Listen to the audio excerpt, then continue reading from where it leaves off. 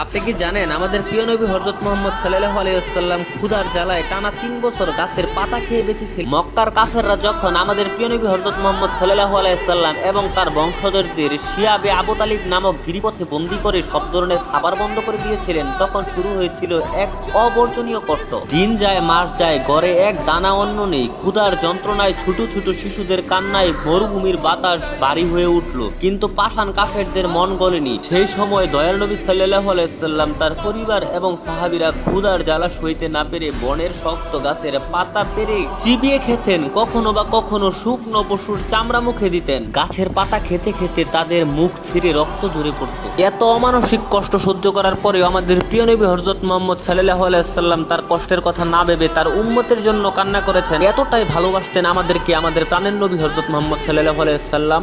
আপনারাও যদি আমাদের প্রাণের নবী হযরত মুহাম্মদ সাল্লাল্লাহু আলাইহি ওয়াসাল্লামকে ভালোবেসে থাকেন, তাহলে এই ভিডিওতে লেখা